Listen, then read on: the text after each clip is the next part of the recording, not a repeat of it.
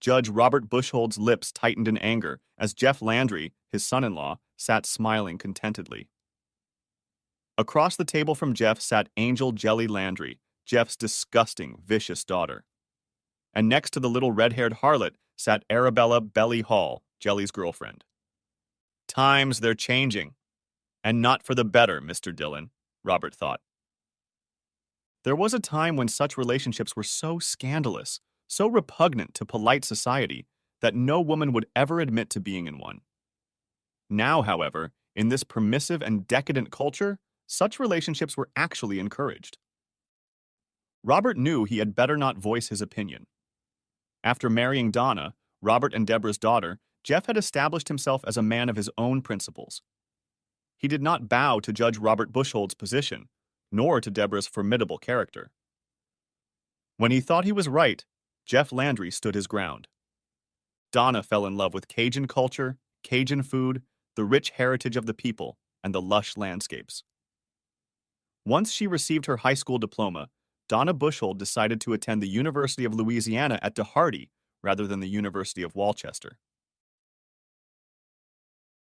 Upon graduation, after 7 years of school, Donna took a job with Tri-Carter, an oil field service company. I never should have let her go to that damned Mardi Gras, Robert thought, as Jeff carried his empty plate and the plates of his daughter and her friend into the kitchen where Daisy, their maid, stood smiling. A few months after Donna took the job at Tri-Carter, she met 34-year-old Jeff Landry when DeGard Office Equipment Leasing and Maintenance sent Jeff out to repair Tri-Carter's ancient copier. Robert made inquiries about the man and didn't like the fact that Jeff Landry was divorced and had an 11-year-old daughter. His wife cheated on him. That's why they divorced, Donna explained, when Robert voiced his concerns about his daughter's connection to the older Jeff. Despite his misgivings and Deborah's intense dislike of Jeffrey Andrew Landry, Donna and Jeff married. Their dislike for Jeff softened, though only slightly, when Donna and Jeff suddenly left DeGard, Louisiana, and moved to Commonstead, New Jersey. Donna said she was suddenly homesick. Jeff offered no opinion or explanation. Robert and Deborah met Jelly, Jeff's daughter. She spent summers with her father and every other Thanksgiving and Christmas with Jeff and Donna. Despite her warm, simpering, friendly personality, Deborah and Robert did not take a liking to the red-haired pixie. On the first Thanksgiving, as soon as Jeff placed Jelly's plate in front of her daughter, Deborah announced to the assembled family that, since it was Jeff's first Thanksgiving with them, he would do the dishes. "This is fine china. It belonged to my grandmother and must be hand-washed," Deborah stated adamantly.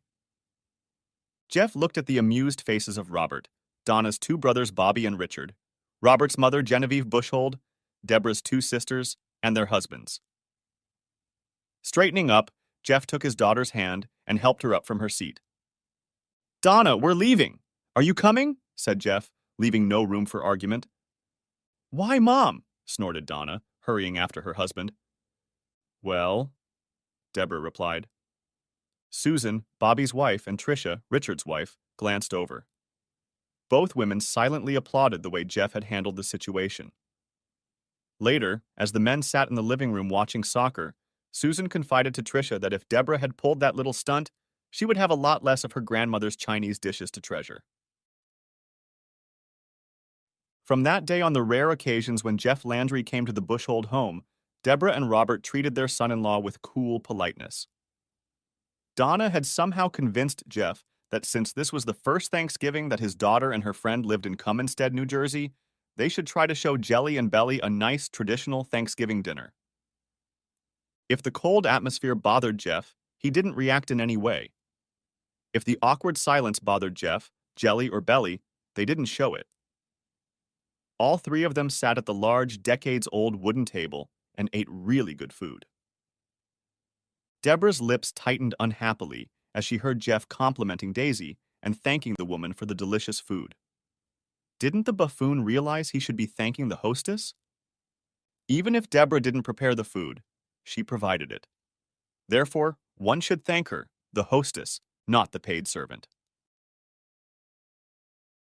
After that, the 15 guests, Deborah and Robert, retired to the parlor while Daisy and Pet, Daisy's sister, brewed coffee and cut pumpkin pies. During dinner, Jelly, Angel Landry, blabbed that she was pregnant. Wonderful. Just wonderful.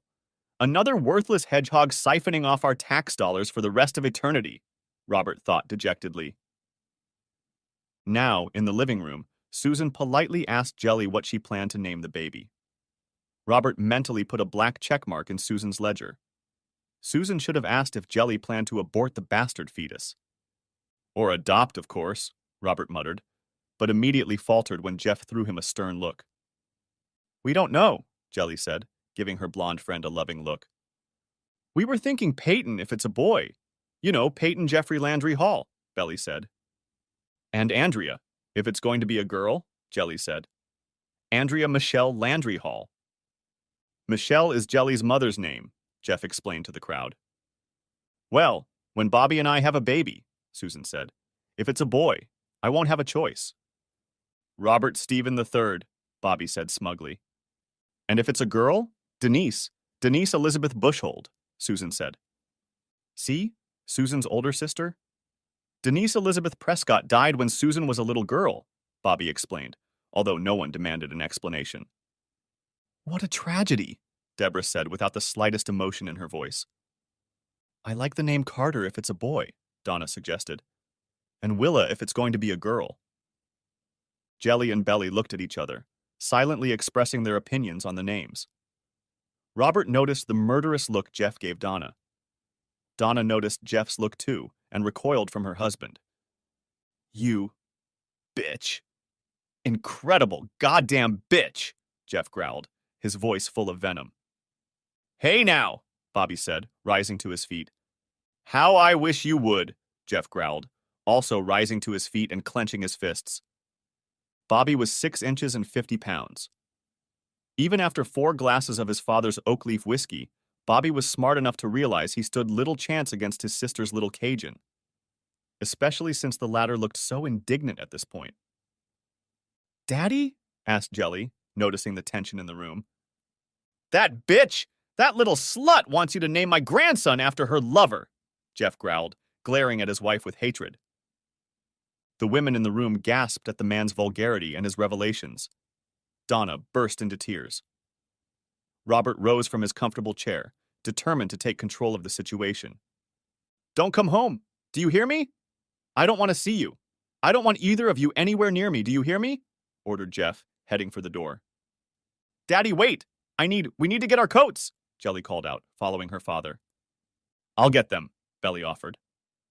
Belly rushed past the bulky Robert Bushhold and rushed into the guest room.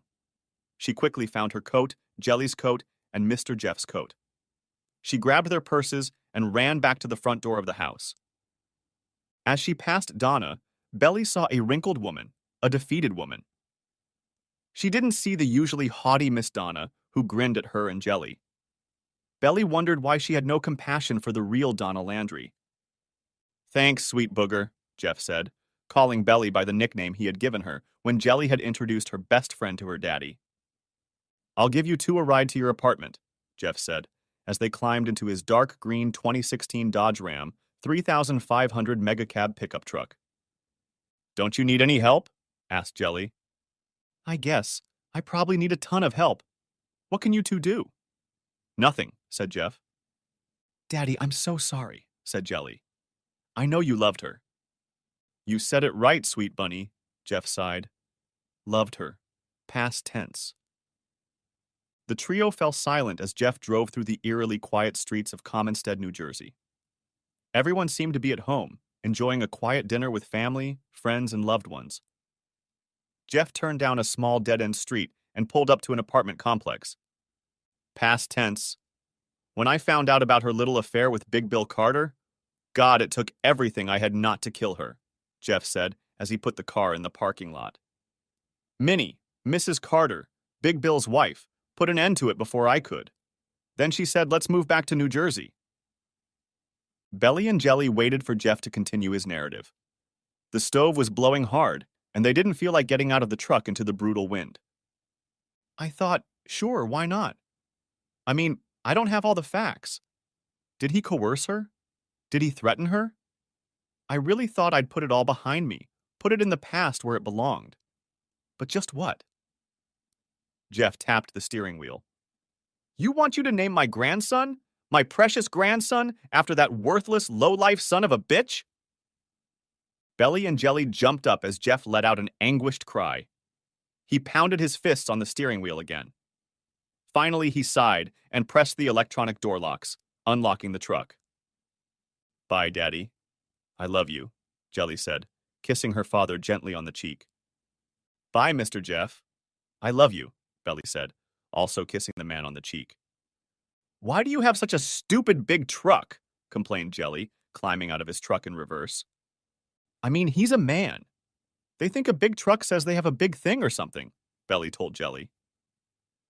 Jeff smiled as he saw the cheeky grin of his daughter's girlfriend before she slammed the truck door shut.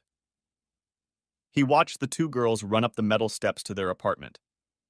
He honked lightly as they entered their small apartment on the 3rd floor. At the 3-bedroom house he and Donna had rented with a foreclosure, Jeff entered and looked around. Going from room to room, Jeff was horrified to see that there was nothing here that he needed. Other than clothes and tools, there was nothing here that belonged to him alone. In the 5, almost 6 years of their marriage, Donna had squandered almost everything Jeff owned. Oh, shit. That almost makes everything easier, Jeff muttered. Going into their joint checking account, Jeff divided it 50-50, withdrawing the money electronically. He did the same with 2 savings accounts. One was a joint account, and the other was the account they had opened in hopes of buying a house. Each pay period they paid their bills, and 10% of the remaining balance went into the house account. Jeff then opened a link to another bank. After transferring the funds he had just embezzled, Jeff opened an account in Jelly's name and deposited the money into it. He used his daughter's address and cell phone number and set Michelle Bordelon's initials and date of birth as the password. After gathering his clothes and tools, Jeff loaded up his truck and drove to the Hideaway Inn. He smirked when the board clerk informed him that there were free movies in the room. In the room, Jeff called his daughter and informed her that she had a new bank account and should receive the paperwork, most likely on Monday or Tuesday of next week. The account didn't belong to her, and she was free to use it as she saw fit. It was just to make sure Judge Robert Bushold couldn't get his paws on it somehow. I'll pay all the taxes and other fees on it, Jeff promised his daughter. While he was talking to Jelly, Jeff noticed that he had received several text messages and 3 voicemails from Donna. Nodding his head, Jeff remembered how Deborah had insisted that everyone turn off their cell phones during Thanksgiving dinner. Of course, that edict didn't apply to Robert, Bobby, or Richard. It only concerned those who interfered, those who were outsiders. I'm sorry. I wasn't thinking. And other apologies seemed the norm to Donna. Jeff deleted the messages as well as the voicemails without listening to them. He had no desire to listen to more lies and excuses from his wife. Jeff sent a message to Donna's cell phone, letting her know she could go home. He was not home. He then blocked Donna's number, her mother's number, her father's number, and the numbers of her 2 asshole brothers. He turned on the TV and flipped through a selection of videos. Friday morning, Jeff enjoyed the continental breakfast the motel provided, and then used the motel's Wi-Fi to search for a lawyer. Ronald O'Donnell was on site. He hadn't taken a 4-day weekend. Yeah, helps being an only child with really shitty parents, Ronald joked. Wife doesn't have any family? Asked Jeff, noticing the large wedding ring on the ring finger of Ronald's left hand. The husband has. No, they disowned him for being gay, said Ronald. Oh, Jeff said, and presented Ronald with all the information he had, as well as the prenuptial agreement that Judge Robert Bushold had insisted on. Should have seen the original, Jeff smirked. Gave Donna everything if I ever farted wrong once. Familiar with Judge Robert Stephen Bushold? I can imagine, Ronald said. Unfortunately, you continued to cohabit with Mrs. Landry even after you learned of her infidelity. I assume you also continued to enjoy contact with her. Enjoying is perhaps too strong a word, Jeff smirked as his cell phone rang. I'm sorry. I have to take this. It's my boss. Patrick Turner apologized for calling Jeff at a time when Jeff was supposed to be on a 4-day weekend. Patrick had a client, a longtime customer who was having trouble with an older model color copier. Patrick promised a double fee if Jeff could get this beast working properly. I told him it's 3 hours minimum. He's desperate, Patrick advised. Give me an hour. I'm right in the middle of things, Jeff said. Hell, dump your load and get to Joe's office ASAP, Patrick ordered, grinning. Will do, boss, Jeff said. Do you want me to give her my regards? No, find out if she has a sister, Patrick said, and ended the call. Using the phone, Jeff transferred money from his new account to pay Ronald's fee. Ronald promised to file the paperwork with the Salado County Clerk of Court's office by the end of the day. He shrugged when Jeff reminded him again that Donna's father was Judge Robert Bushhold. The Salado County Clerk of Court must have been ordered to take his time in processing the paperwork filed by Jeff Landry or any attorney acting on his behalf. Grinning, Ronald simply filed the same documents with the state of New Jersey, bypassing Salado County. The smirk disappeared from the court clerk's face when a filing notice flashed on her computer screen a minute later. Next, Judge Bushhold tried to overpower Jeff and his attorney. Thanks to her daddy's connections, Donna had hired the law firm of Cooper, Farnsworth, Wells, and Associates. Ronald grinned as he and Jeff sat at the large conference table across from James Farnsworth and the 3 junior partners. New Jersey is a no-fault state. Jeff was suing for irreconcilable differences, not adultery, although suing for adultery and proving adultery would have given Jeff a more favorable outcome. So the 4 attorneys representing Donna Landry were just spinning their wheels, smacking their lips and making noises. There was cheerful Christmas music playing from upstairs.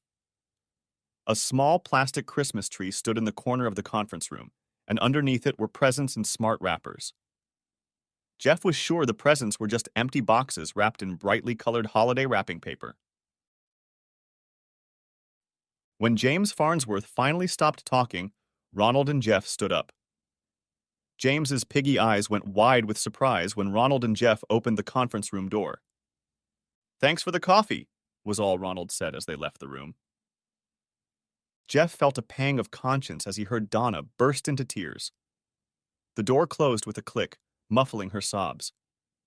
He followed Ronald to the elevator. Between us? Ronald sighed heavily as the elevator doors slammed shut.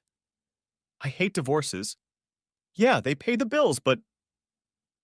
Being a judge, Robert Bushhold had managed to schedule a hearing in front of Judge Shirley Howard very quickly.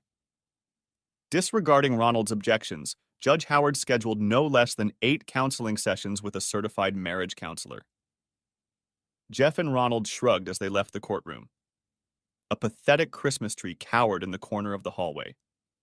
Looking at the plastic symbol of the cheerful holiday, Jeff wondered how old the tree was. He was willing to bet the tree had been purchased decades ago. Over the years, the metal trunk and the grooves that attached the branches to the metal trunk had slowly deteriorated. Even the ornaments seemed old and dull. Look, do your 8 classes, try not to piss anyone off, and then we'll see, Ronald sighed as they waited for the elevator. You know what? I'll take the stairs, Jeff decided, as Donna and her troupe of lawyers stepped out into the hallway. Dr. Roberta Stitwell was a woman in her early 40s. She wore no makeup and dressed in sloppy clothes. Her long, graying brown hair was gathered in a severe bun, and her glasses were constantly sliding down the tip of her nose. Her waiting room was devoid of any glamour, with uncomfortable hard plastic chairs as seats. Even with cheerful Christmas music playing overhead, there was no visual reminder of the season in Dr. Stitwell's waiting room. Dr. Stitwell's office was no better. There were no paintings on the walls, and the walls themselves were a faded white. Her desk was quite serviceable, brown in color, and her chairs were stiff, wooden. When Jeff picked up one of the chairs and set it as far away from the other as possible, her eyes strained. Wow, what an uninviting office you have, Jeff said after Dr. Stitwell finished listing her credentials. I put the chairs there on purpose, Jeff, Roberta snapped back. I'm sure you did, Jeff agreed. And since you insist we address you as Dr. Stitwell, my name is Mr. Landry. So you think you're going to play hardball with me, Jeff? Grinned Roberta. Jeff's friendly smile irritated the woman. Trying to regain control of the session, Roberta turned to Donna and asked what she hoped to get out of the session. Jeff, Jeff, please put your phone away, Roberta demanded, before Donna could begin to speak. Okay, Roberta, Jeff agreed easily. Dr. Stitwell, the woman snapped back. Oh, then I'm Mr. Landry, Jeff repeated. But I'm recording these sessions. When we go before Judge Howard, I want proof that I actually participated, that I complied with all reasonable requests. You can't record these sessions, Roberta shrilled. Oh, crap. When do you pay me $210 an hour? Jesus, Donna, really, did you go out of your way to find the most expensive consultant in Commonstead? But when you pay me, then you'll tell me whether I can record these sessions or not, Jeff said firmly. He bestowed the apoplectic woman with another benevolent smile. Donna waited until the showdown between her husband and the doctor was over. Besides, who knows? Maybe your words will prove so inspiring, so beneficial, that I'll want to listen to them over and over again, Jeff offered, smiling broadly. Go ahead, Donna, Roberta snorted, conceding to Jeff Landry in this confrontation.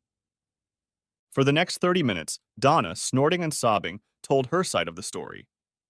She detailed that she hoped that she and Jeff, the absolute love of her life, had a chance to find love for each other again. After all, we're expecting our first grandchild, Donna snorted. Jeff? Mr. Landry?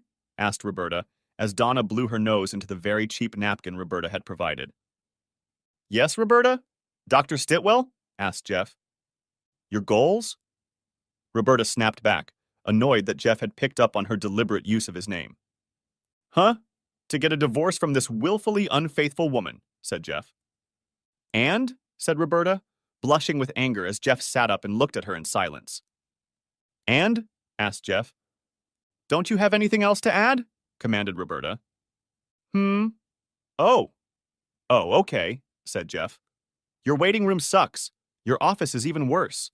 None of the rooms are warm, welcoming. There's no thought of making your customers feel at ease, comfortable. I meant, Roberta snorted. What about when someone meets you for the first time? Instead of greeting them, establishing some rapport? You try to overwhelm them, subdue them by listing all your degrees and the many dissertations and theses you've published. And so, after intimidating your clients into accepting that you are some kind of expert, an authority, you force them to approach you by your bought and paid for title, again instead of establishing some kind of rapport or rapport empathy, Jeff continued to attack. Mr. Landry, that will be enough, Roberta shrilled. And let's talk about you personally, Jeff continued. Jesus Christ, have you ever heard of makeup? I'm not telling you to put on makeup like a whore, but God almighty. Put a little effort into it. A little lipstick under the eyes to get those circles out. A little foundation, okay, in your case a lot. Just even out that blotchy skin. Remember, we have to look at you. A little eyeliner, some mascara. Try to do something with those flat, dirty brown eyes of yours. Mr. Landry, that's more than enough, Roberta progressed. And that hair. You know, my sister used to put her hair up in a bun or braid it in a French braid when it needed to be washed, but she didn't have time. But if you pull that bundle tighter, your eyes will turn Asian, I swear, Jeff continued. And let's talk about clothes. Did you purposely go out and look for the most unflattering clothes you could find? That's a great job. Honestly, I didn't know they still made leisure suits out of polyester. Oh, they do. For women, they're not called leisure suits, they're called pantsuits. But if you dress like that to look serious, professional, you've failed. If anything, you look like a clown. Go away, leave my office, immediately, Roberta growled. And that's exactly why I recorded this session. You're making me leave the session 10 minutes early, Jeff smiled, rising to his feet. Oh my God, Roberta said bitterly as the door slammed quietly behind Jeff. Are you sure you want to stay married to that man? Donna answered nothing, rising to her feet. She walked out of the office and was out of the room just in time to see the elevator door slam shut and Jeff left standing in the small box. At the next session, Jeff asked Dr. Stitwell if she was married. She refused to answer, and Jeff did a quick search on his cell phone, although Roberta demanded that he put the phone away. The answer is no, you're not married. And you've never been married, Jeff read aloud. And your dissertation on living in an asexual society? That doesn't inspire confidence that you know anything about relationships.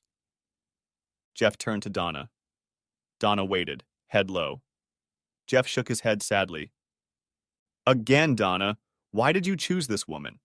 I mean, is this some kind of joke? Jeff addressed Donna directly for the first time since the fateful Thanksgiving dinner at her parents' house. I have the right to... Roberta snorted. Do you? Really? Jeff turned to the doctor. Tell me, Dr. Stitwell, how many of your clients managed to salvage a damaged relationship after a visit to you? I'm not at liberty to, said Roberta. Less than 12%, Jeff answered for her. 11.6 tenths, according to Salado County records. Are you done? Growled Roberta. Yes, I was finished long before I got here last week. But I guess the courts need proof of that. Jeff smiled his annoying smile. At the end of the session, Jeff made Dr. Stitwell's blood boil as he wished her a Merry Christmas. His grin as he met her hate-filled gaze made the woman even angrier. On a cold Christmas morning, Donna must have used Daisy's cell phone. Jeff stoically listened to the voicemail message in which Donna tearfully wished him a Merry Christmas and professed her boundless love for him. He then deleted the message. Jelly's potbelly was now very visible. Jeff hugged her and kissed his daughter on the top of her head, wishing her a Merry Christmas. He then hugged Belly and wished her a Merry Christmas as well. The Christmas Mass at St. John the Baptist Catholic Church was packed to capacity. The priest was a young Vietnamese man who seemed to truly love his vocation, his profession.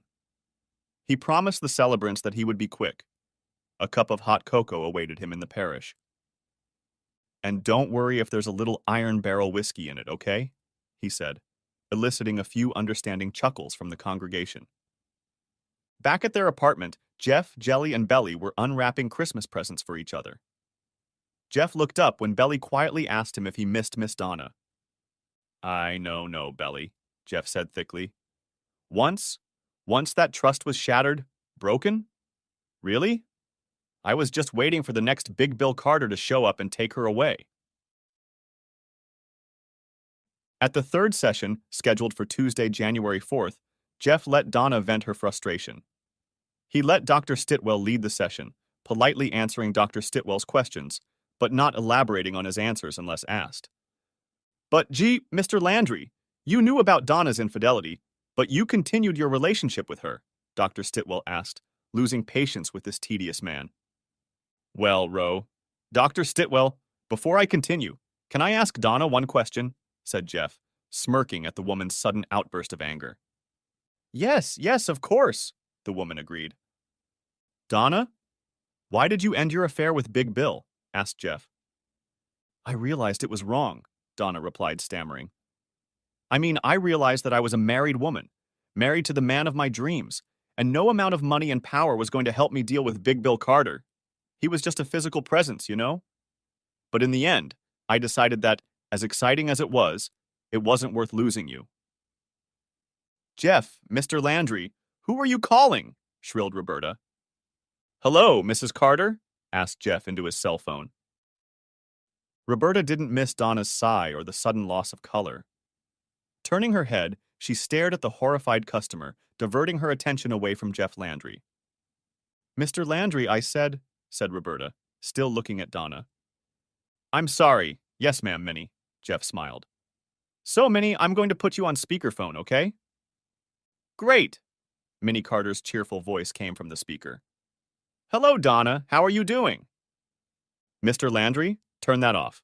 Immediately, Dr. Stitwell muttered, getting up from her wobbly chair. So, Minnie, why did Donna end the affair with your husband? Asked Jeff, looking with hard eyes directly at the defeated Donna Landry. Because she knew I would kill her if she didn't, Minnie replied without hesitation in her voice. Huh? Could you please elaborate? Asked Jeff, getting up and moving the cell phone away from Roberta. Yes. I walked in on her and my husband as she and my husband were writhing like little animals on his Italian leather couch. When I put a huge butcher knife to her throat. Minnie giggled. Mr. Landry, I said turn it off. demanded Roberta, trying to reach for the cell phone. Yeah, she still has a scar from where you cut her, Jeff said, pulling his arm forward so the phone wouldn't reach Roberta. Turn it off, Donna sobbed. Just turn it off. The little tramp emptied her bladder and bowels all over the couch, Minnie giggled, happily retelling the story. I think Bill was more upset about losing the couch than his little affair. Oh, hi, Minnie. Let me send you a picture, Jeff said, turning away from Roberta. By the way, thanks for the pictures you sent me.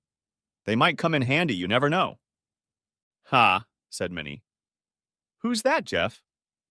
That's Donna and her dad, said Jeff. Notice any resemblance? Huh. Can you say electric complex? Agreed Minnie. Looks just like Big Bill, doesn't it? You win, Donna sobbed, snuggling up to him. Okay? You win. So, Roberta, Dr. Stitwell, now that we've established that Donna is a liar, said Jeff, looking at the puffing and puffing consultant. Out! I want you out of this office right now, Roberta shouted in rage. Judge Shirley Howard was not amused as she read Dr. Roberta Stitwell's report. Despite Judge Bushhold's thinly veiled threats, Shirley signed the papers confirming Jeff and Donna Landry's divorce. Reading the file that Shirley had courier delivered to his office, Robert bit the inside of his cheek. Wincing at the pain in his bleeding cheek, Judge Robert Bushhold cursed Jeff Landry again. Donna, his beautiful girl, looked haggard, defeated. She'd lost 20 pounds she couldn't afford to lose since that Thanksgiving dinner. And God only knows why you even bother staying married to that little coon-ass, Robert muttered, tossing the papers onto the cluttered desk. Picking up his cell phone, Robert dialed Patrick Turner's number. He informed Patrick that it was in his best interest to have Jeff Landry lose his job so he couldn't come back and demand spousal support from Donna. Yeah? Lay off the bushhold, Patrick laughed. Like I'm going to lose my best employee just because your little feelings were hurt. You know, I don't think you can afford to go up against me, Turner, Robert snorted. What the hell? Patrick laughed. It'd be a real shame if you lost the county score, Turner, Robert threatened. Oh, shit. Did I forget to tell you? You're being recorded, shit, Patrick chuckled. You can't use... It's not acceptable, muttered Robert. Who says it can be used in court? I just accidentally gave it to a certain Suladu Crier reporter we both know, declared Patrick. Geez, Robert S. Buchhold, you're just a dumbass, Patrick said to himself that evening as he saw a police tail trailing behind him. At the next corner, a patrol car flashed its headlights. Patrick pulled to the side of the road and pulled out his cell phone. A grinning policeman approached the driver's window. Good evening, Sergeant Parnell, Patrick said affably. Why was I pulled over? License and registration, Sergeant Parnell barked. Of course. Sergeant Parnell, I'm reaching into the glove compartment to get my car papers, Patrick said, reaching for the passenger side of his car. I'll be right back, Sergeant Parnell barked, roughly snatching the documents out of Patrick's hands. Sergeant Parnell took his time getting into his patrol car. When he finally got tired of keeping Patrick Turner waiting, he got out of the warm patrol car again and approached Patrick's vehicle. He frowned when he saw Patrick talking on his cell phone. So, do you think your lawyer can do anything for you? Asked Sergeant Parnell to himself, frowning. There he is, Patrick said, lowering the driver's window again. Sir, hang up the phone and get out of the car, Sergeant Parnell barked. Did you hear him? Asked Patrick on the cell phone. Yes, I heard him, replied Captain Albignelli, whose voice came through the car speakers as Patrick switched the call to his Bluetooth. This is Captain Albignelli. Officer Parnell? Why is Mr. Turner being ordered out of the car? It's Sergeant Parnell, Sergeant Parnell stammered, losing all bravado. If you can't give me a satisfactory answer to my question, that would be Officer Parnell, snapped Captain Bignelli. Robert Bushhold had no qualms about the misfortune that had befallen Sergeant Parnell. Men like Sergeant Parnell were expendable. He had managed to get the county to turn over the maintenance contract to a new service company. The loss of revenue hurt Patrick Turner somewhat, but the loss of the account only lasted until the cable network in the courthouse itself failed, and the smaller company was unable to fix it. The new company was also unable to retrieve information from the old filing system, jeopardizing decades of records from 1985 to the present.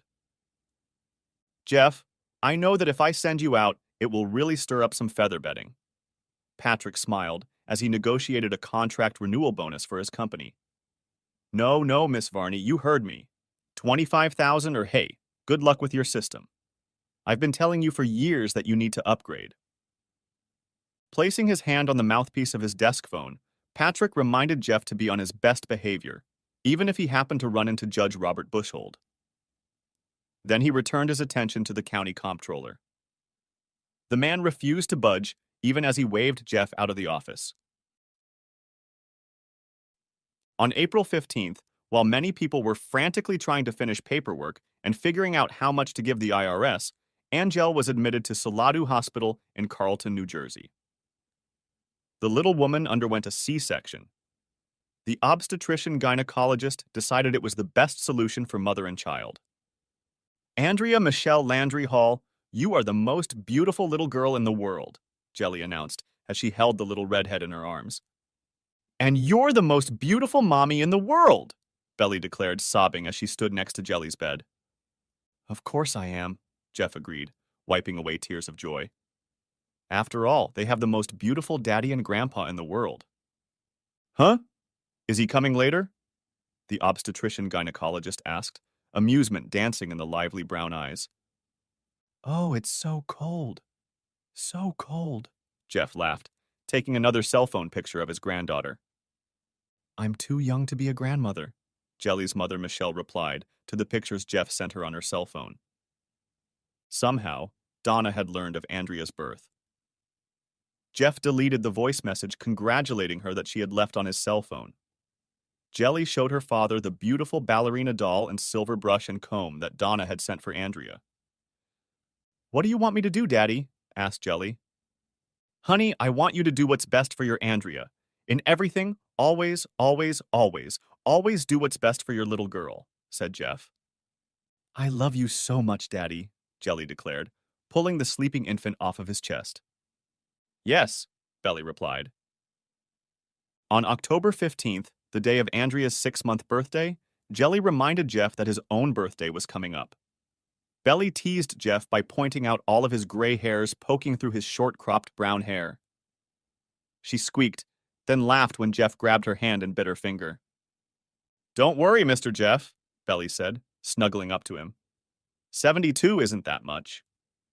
You brat, laughed Jeff, hugging Belly tightly. I'll be 52, 42, not 72. Really? Wow, time hasn't been very favorable to you, Belly giggled. Oh, that's it. You're no longer my sugar booger. You're now a snotty booger, Jeff announced. Well, seriously, Daddy, what do you want for your birthday? Asked Jelly, slapping Belly on the arm for being so disrespectful to her father. Sweet bunny, what could I possibly want? Asked Jeff. I have a beautiful daughter.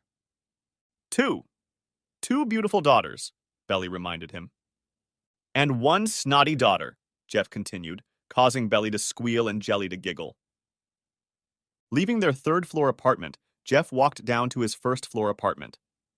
Entering the one-bedroom apartment, he hung his light jacket on the antique coat rack next to the front door. Looking around the apartment, Jeff nodded satisfied. Not bad for a bachelor pad, Jeff decided, pulling a Gratchely beer from the refrigerator. In the combined living-dining room, there was a small sofa and an armchair.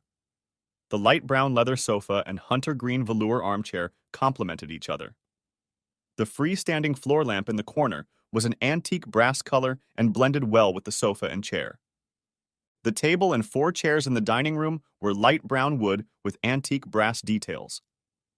Jeff hadn't noticed it when he'd bought the set at the thrift store, but it was Belly who pointed out that the table, chairs, and floor lamp matched the 2 rooms perfectly. The kitchen was small, barely functional, but since he cooked mostly for one, it was appropriate. When he'd moved in, Jeff had thought Donna would have immediately given up the apartment just because of the kitchen. The bathroom was also paltry. There was barely enough room to turn around in the cramped room. But since Jeff used the room for the bare necessities, it suited him just fine. He wouldn't be taking a bubble bath, doing his makeup, or styling his hair. The first bedroom, in Jeff's opinion, would be more suited to the role of a large closet. He bought a crib, changing table, and matching toy box at a garage sale. There was a playpen in the closet. Jeff figured he would need it sooner rather than later, when Andrea was 6 months old. In his own bedroom was a double bed with a Tempur-Pedic mattress. Patrick Turner, his boss and friend, accused Jeff of liking plush and comfortable beds. Jeff asked Patrick what he and his boys slept on. There was a tall dresser and a low dresser with a mirror along the north and east walls. The nightstand was the perfect size for the bed against the south wall. An inch wider, and the nightstand would have gotten in the way of opening the closet door. The rent was a little high, but since he was only a few steps away from his daughter and granddaughter, Jeff didn't mind paying the rent each month, dutifully, on the first day of the month. He smiled as he remembered that he had 2 daughters and a granddaughter. And being right on the stairs, Jeff was an indispensable babysitter when Jelly and Belly needed to run an errand, do some shopping, or even go on a date. On a date, Jeff snorted. In the girl's mind, a date consisted of going to Wally's Pizza around the corner and getting a large Wally's Harvbanger pizza. Then the duo would head to the arcade next door, or across the street to the Garden State bowling alley. Then, hand in hand, flushed with happiness, they'd return, pick up Andrea, and head back to their apartment. Yeah, Jeff said, draining a can of beer. Some kind of date, but they're happy. Sitting down on the bed, Jeff brought the empty can to his lips. Realizing the can was empty, Jeff set it on the nightstand. He sat there for a long time, just looking and seeing nothing. On October 31st, Patrick decided that Halloween was the perfect date for Jeff's birthday. After all, Jeff was undoubtedly a horror. Roses are red, pickles are green, you don't need a mask, even though it's Halloween, Patrick declared as he handed Jeff a $50 gift card for Wally's Pizza. Roses are red, violets are blue, sugar is sweet. What the hell happened to you? Said Jeff, and then thanked Patrick for the gift card. Jelly and Belly will love it, that's for sure, Jeff thought as he tucked the card away in his wallet. During lunch, Belly sent a text message asking if she could bring a friend to a special dinner she and Jelly were preparing for his birthday. Jeff puzzled over the question, but agreed that Belly could certainly bring a friend. It better not be Donna, Jeff thought suddenly, when Belly sent a series of emojis with kisses and birthday cake. Belly worked for Dependable Commercial and Residential Cleaners. Dependable's office was in the same building as the First National Bank of Commonstead, where Donna was the executive assistant to Beverly Hollister, the branch manager. From time to time, Belly crossed paths with Donna and told Jeff about these encounters. She seems kind of rude, was usually Belly's first comment, or she would say, she was asking about you. A toner cartridge puked out in Jeff's hands in the office of his latest client. The uniform shirt was completely lost, as were the khakis. His work boots were running low, so Jeff wasn't too upset about them. But it did mean he'd have to call Jelly and let her know he needed to get cleaned up before he could come to his birthday dinner. Okay, Daddy, I'll see you soon, Jelly said cheerfully. But he's coming, isn't he? Jeff heard Belly's insistence and prayed again that this friend wouldn't turn out to be Donna. Donna called him that morning, obviously from her work phone. Jeff answered, figuring it was probably a new client. Since they'd defeated the company Robert Buchholz had used to take down Patrick Turner, their business had nearly doubled. Happy birthday to you, Donna crooned, trying rather poorly to imitate Marilyn Monroe. Thanks, Donna, Jeff replied, and ended the phone call. Relatively clean, it would take an industrial cleaner to wash the ink off his hands. Jeff went up to his daughter's apartment. As he knocked on the door, he heard 3 squeals and smiled as he heard sounds of youthful glee and happiness on the other side of the door. He's here. Andrea, the birthday boy is here, Jeff heard Jelly announce as Belly swung the door open. Hi, sweet goat, Jeff smiled as he kissed the pretty blonde. I thought I was Snotty Potty, Belly insisted. Hi, you must be Belly's friend, Jeff said to a very pretty redhead sitting at the small dining room table. Daddy, this is Sydney, Belly introduced. And guess what? It's her birthday today, too. Looking into the girl's eyes, Jeff felt a small spark. Shaking the girl's warm, soft hand, Jeff thought it must be static electricity. He stared into her caramel brown eyes for a long moment before letting go of her small hand.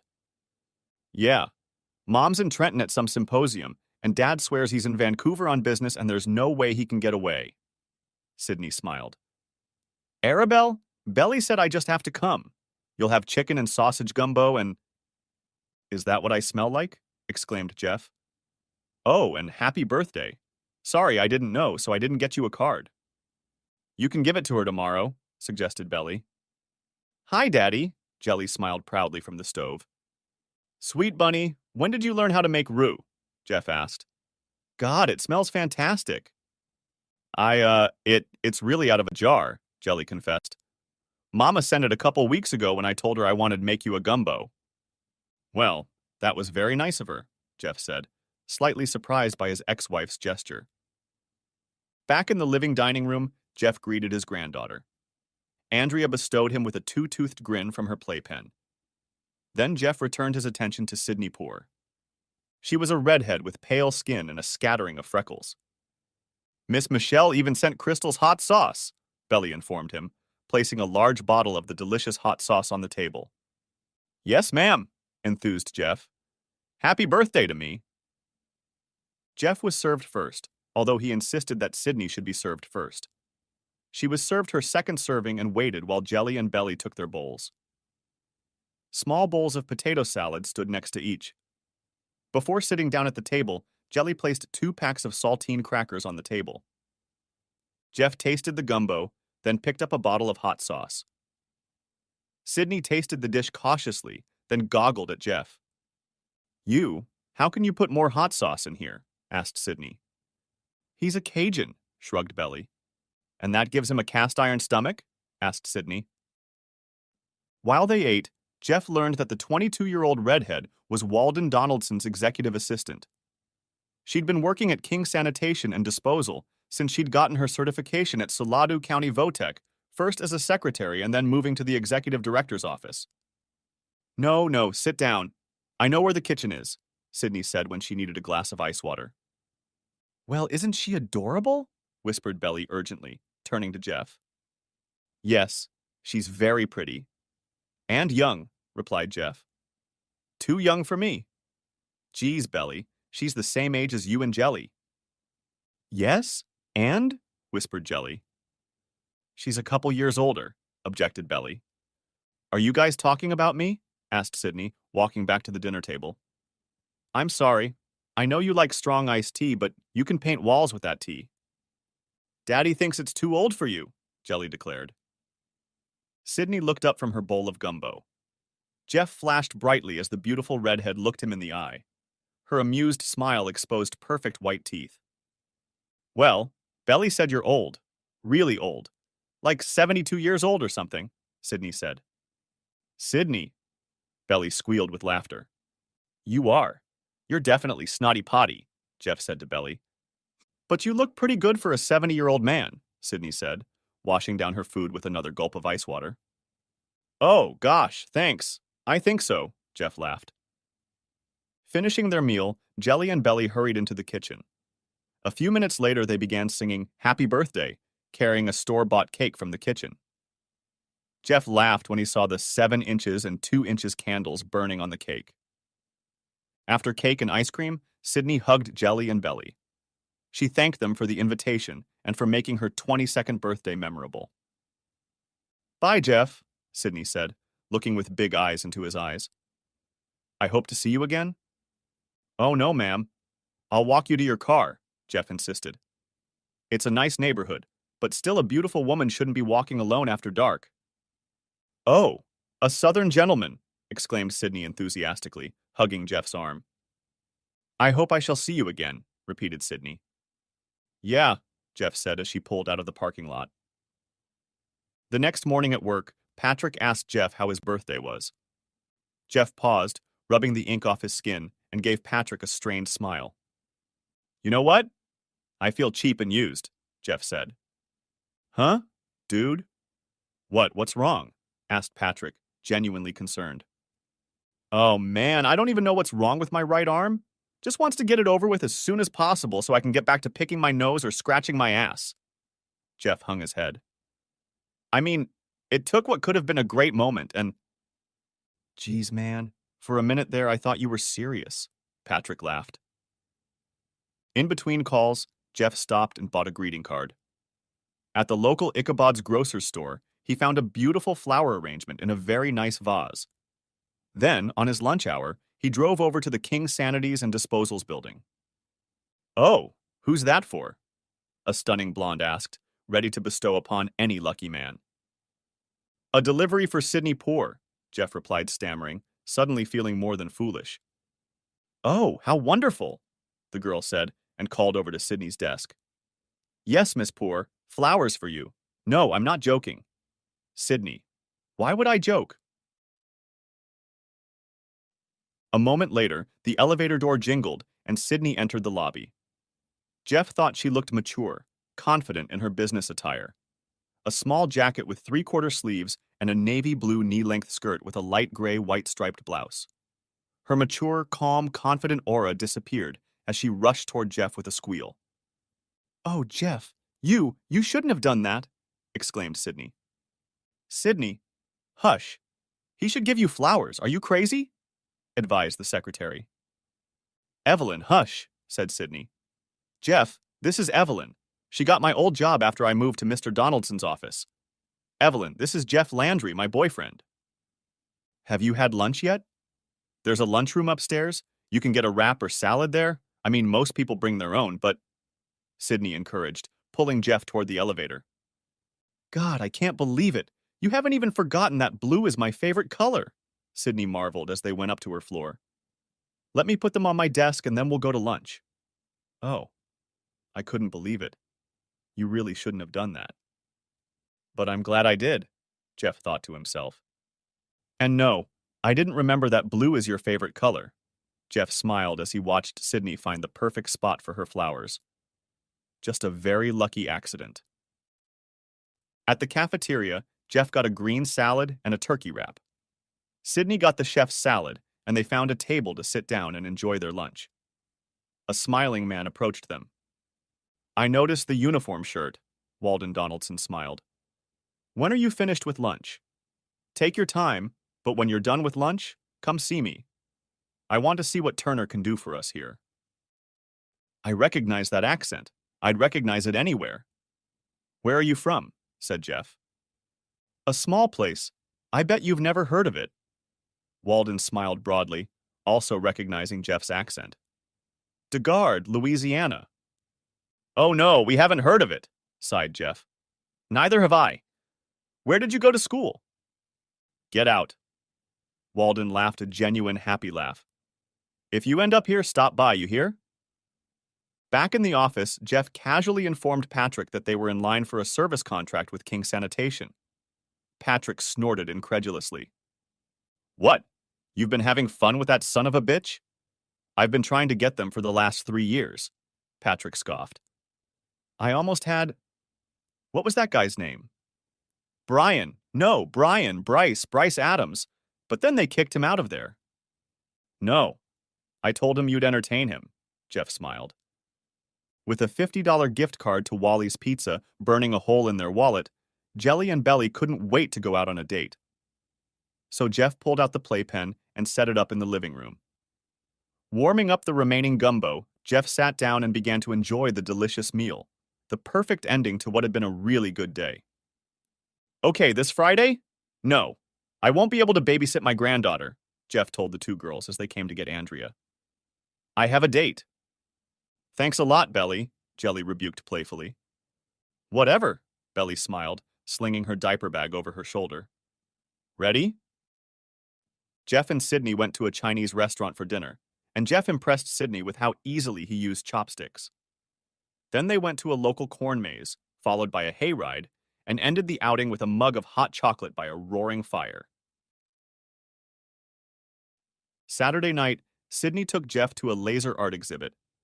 Jeff liked the spectacle, but the hard techno music was too loud and, frankly, unnecessary for his taste. During the week, Jeff was able to keep an eye on his granddaughter. He was attentive to the infant, even as one text message after another popped up on his cell phone. But suddenly, Friday and Saturday were busy. Jelly complained good-naturedly, and Belly puffed up with smugness. The Saturday before Thanksgiving, Jeff and Sydney were at an Italian restaurant in Carlton. They had planned to go to a neighborhood nightclub.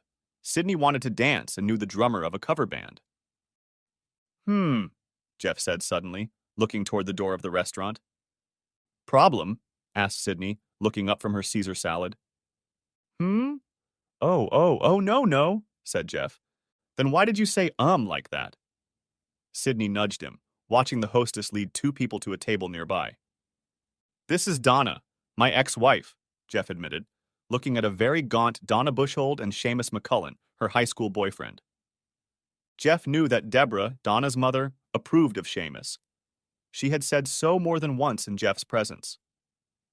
Deborah had also hung a picture of Seamus and Donna from the prom in a place of honor on the mantelpiece.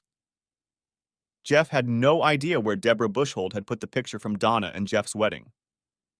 More than once at dinner, Deborah had told Donna about Seamus's latest accomplishments. She's beautiful, Sydney said, looking at the blonde hair and expensive clothes. Sydney, she looks emaciated, Jeff said. Jeff noticed the bags under Donna's eyes. The makeup hid them well, but Jeff knew his ex-wife too well not to notice them. Jeff could also see that Donna had lost a lot of weight. The skin on her face was stretched. And although she was smiling as she looked at a grinning, posing Seamus McCullen, Jeff could see that the smile didn't reach Donna's eyes. Shaking his head, Jeff returned his attention to the Caesar salad. Do you want to leave? Asked Sydney. What? And skip the sausage and linguine you've been talking so much about? Asked Jeff, as the waitress took their plates of salad away. Run your mouth? Sydney hummed. Running, all about how this is the best sausage and linguine I've ever had. I'll never be able to eat anything else in my life, Jeff teased. Oh, shut up. I didn't say anything like that to Jeffrey Andrew Landry, protested Sydney, laughing. After a truly delicious meal, Jeff paid the bill and helped Sydney up from her seat. As he turned to give Sydney his hand, Jeff heard a loud gasp.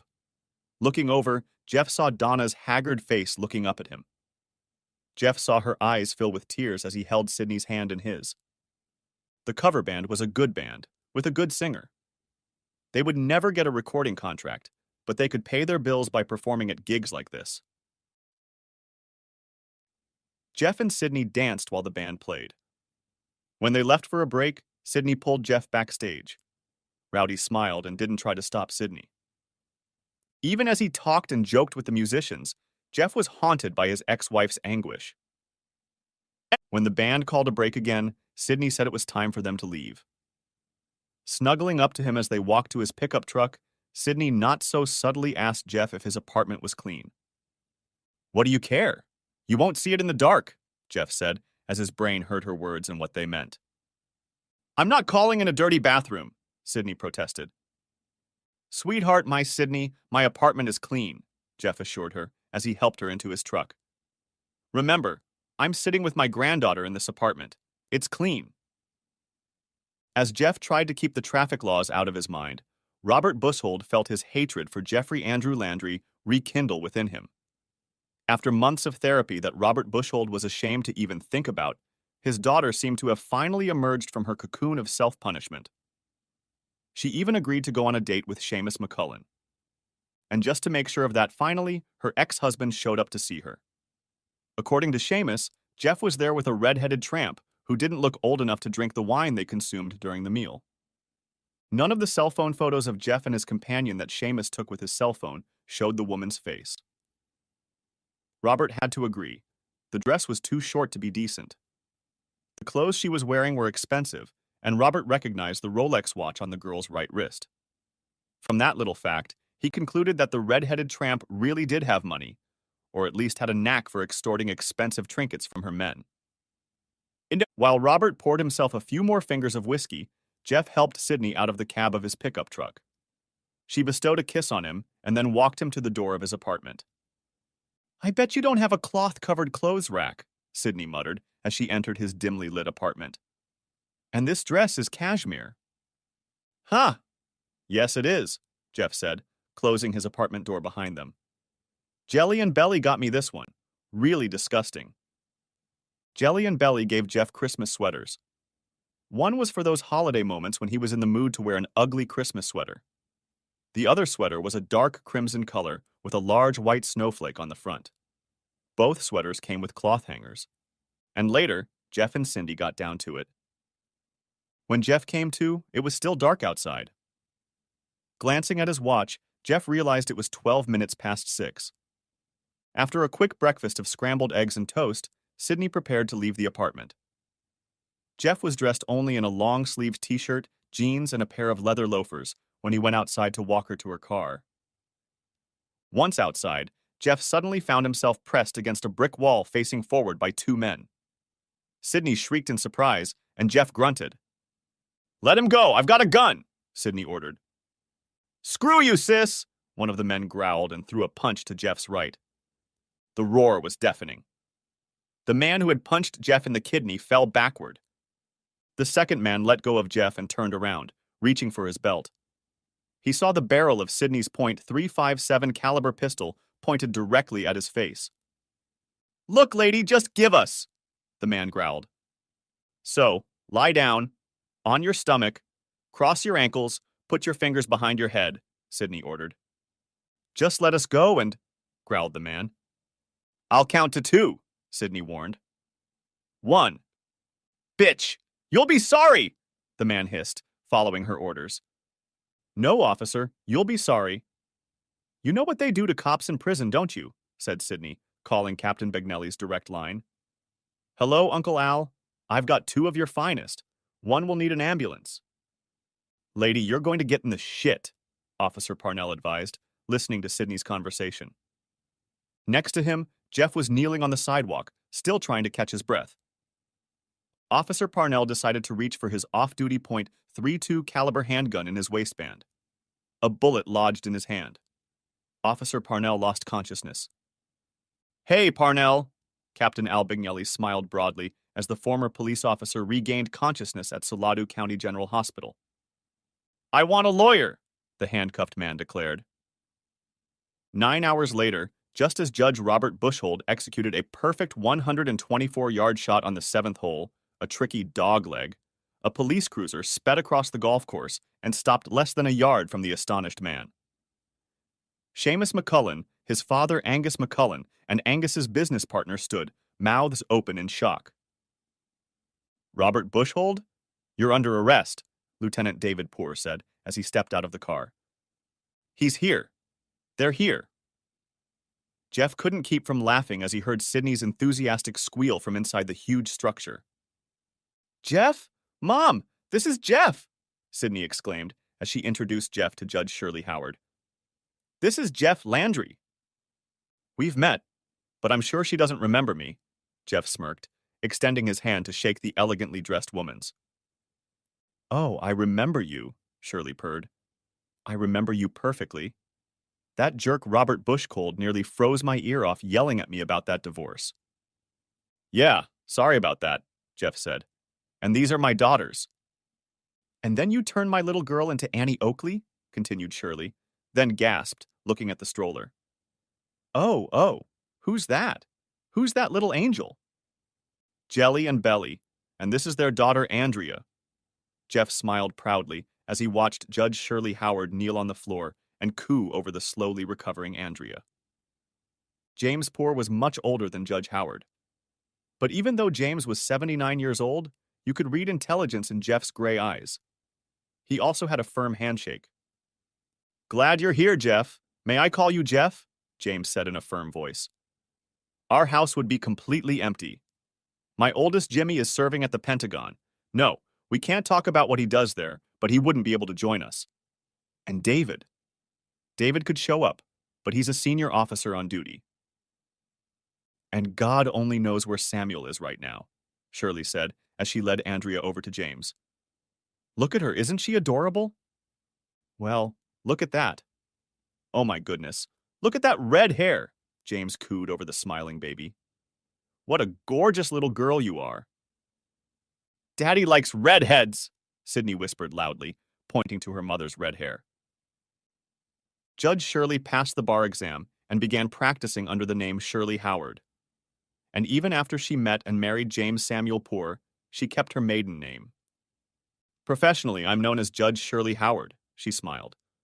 But everywhere else, I'm known as Shirley Poor. The luckiest woman in all of New Jersey, James declared with a twinkle in his gray eyes. The most, began Jelly to ask. Because she's married to me, James said, smiling broadly. How those eyes haven't turned brown yet is a mystery to me, Shirley smirked, shaking her head. You're just full of shit.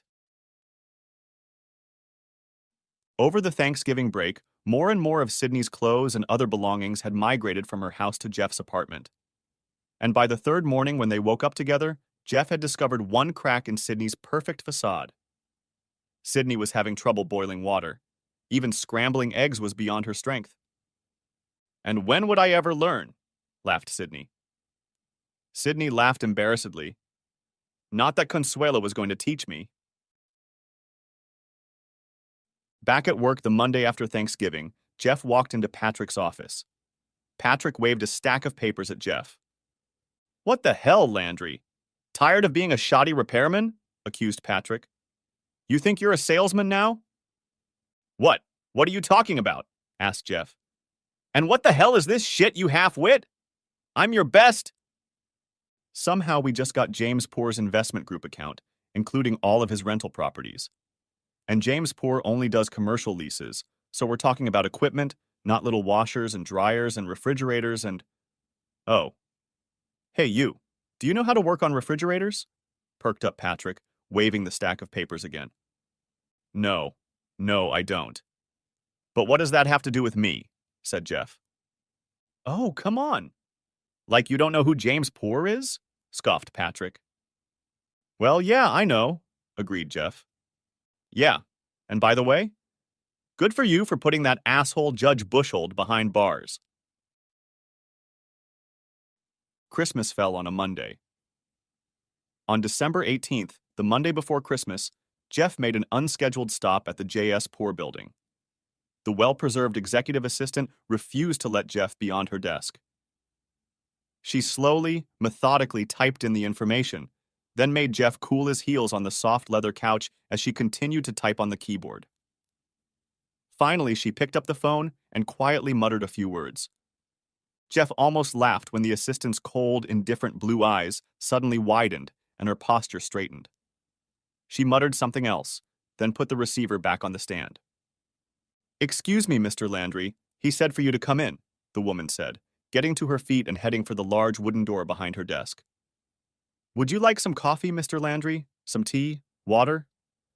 Coffee, 2 creams, no sugar, Jeff smirked as he walked past her into James Poor's large office. Let me guess.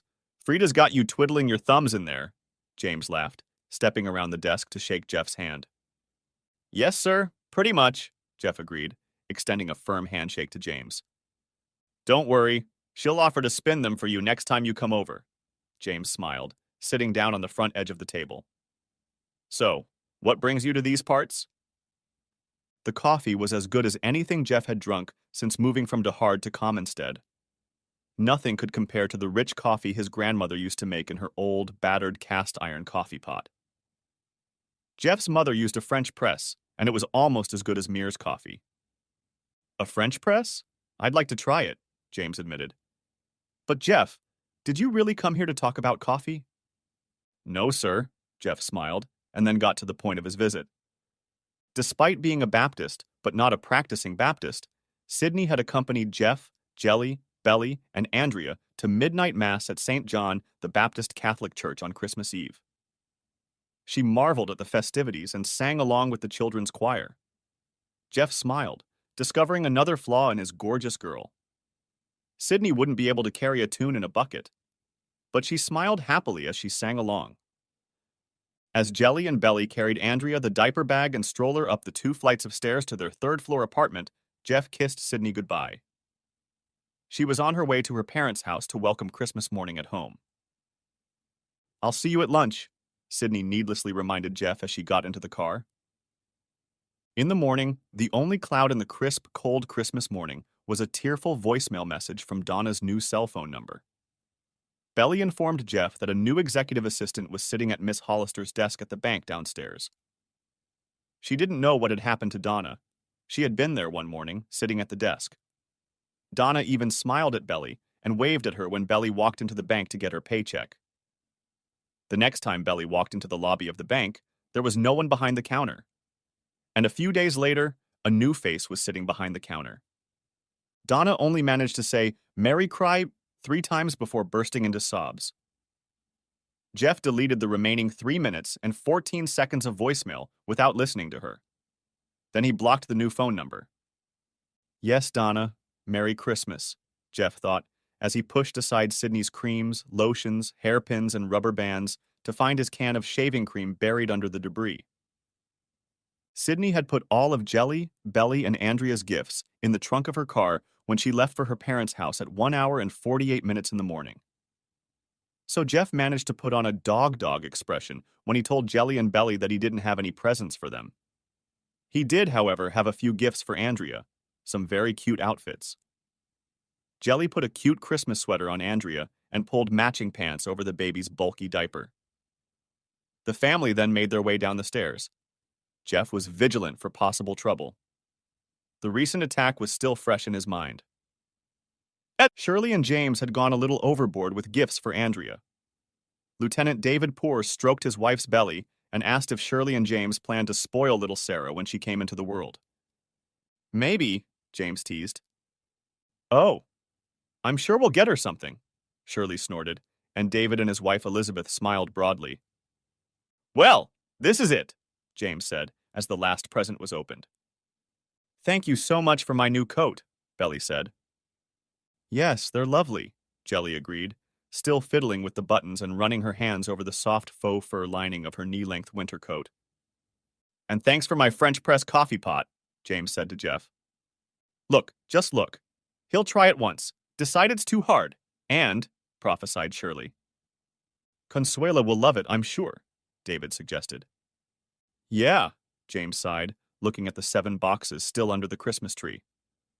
The small tags bore Samuel's name written in his mother's loving handwriting. Jeff knew there was some story behind the colorfully wrapped presents, but didn't feel it necessary to ask about it.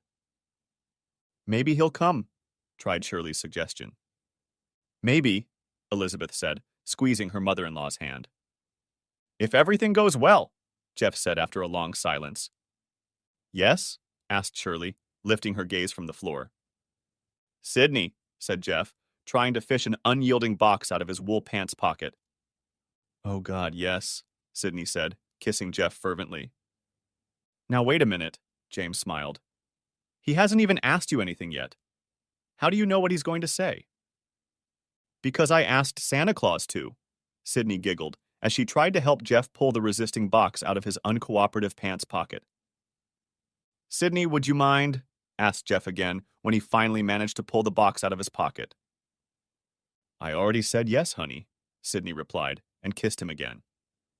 "Damn, that's beautiful," David approved, as he saw the white gold ring with 2 small diamonds flanked by a large diamond.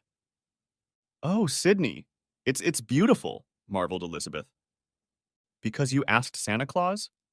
James grinned at his 22-year-old daughter. "Yes. After all these years, you're not going to tell me Santa Claus isn't real, are you?" said Sydney, wiping away happy tears. "No, I guess not," said James. Turning his head, James saw Shirley looking at the presents left under the Christmas tree. Sighing, he stood up. "Well, I think we should have a toast to that," James said. "Shirley, is there any eggnog left?" "Of course there is. Who always buys a gallon of that drink every year?" said Shirley, also rising to her feet. "And every year." "Hush, woman," James smiled. The wedding took place in May, on a beautiful Saturday. The minister at Redemption Baptist Church wasn't thrilled about their wedding. Jeff was Catholic, and the poor family hadn't attended his church in years. But a few dollars in the treasury changed his mind, and he conducted a truly beautiful service. Patrick Turner, who acted as Jeff's best man, remarked that Sydney was doing very well for a blind woman. Jeff shifted his gaze from the back of the church to Patrick. Huh. What? She's not blind, Jeff said, as the music started up and Sydney, holding onto her father's hand, stepped out onto the walkway. Wait, you mean she can see? And she's still willing to marry you? Asked Patrick incredulously. You're just a giant asshole, Jeff laughed. She has a sister? I don't care if they're crazy. Hell, crazy is good. Crazy is good, said Patrick. Couple of cousins. Jeff nodded his head toward Captain Al Bignelli and his wife Francine Bignelli, formerly Francine Howard, sitting with their 5 daughters. Of course, their daddy is a cop, so you'll have to clean up your act. The tall one's pretty cute, Patrick offered. 2 months after Sydney's wedding to Jeff, Sydney, Shirley, Aunt Francine, and her 3 cousins, along with Jelly and Belly, were enjoying lunch at the Marble Country Club. Jeff, James, Uncle Al, and David rode around on golf carts hitting little white balls. Andrea was with the men. She was reluctant to move away from Pops. This crab salad is delicious, Sydney enthused as she swallowed her food. Sydney, it was 2 months yesterday, Shirley said. I know, Sydney exclaimed happily. Can you believe it? No, I really can't believe that this little puppet you got is only 2 months old, Shirley said, keeping her gaze on her daughter. Oops, Sydney allowed herself a guilty giggle. So, how's that going? How old are you now? Asked Cousin Debbie. About 4 months, Sydney admitted. We think he or she is going to be a Christmas baby. A great rumbling sound was heard. Jelly, Belly, and Sydney turned and saw the waitress looking at them with an expression of horror on her gaunt face. Jelly was the first to recognize the gaunt woman. Donna? Asked Jelly. The end. Thanks for watching. I hope you enjoyed it. So subscribe to my channel and watch the next video.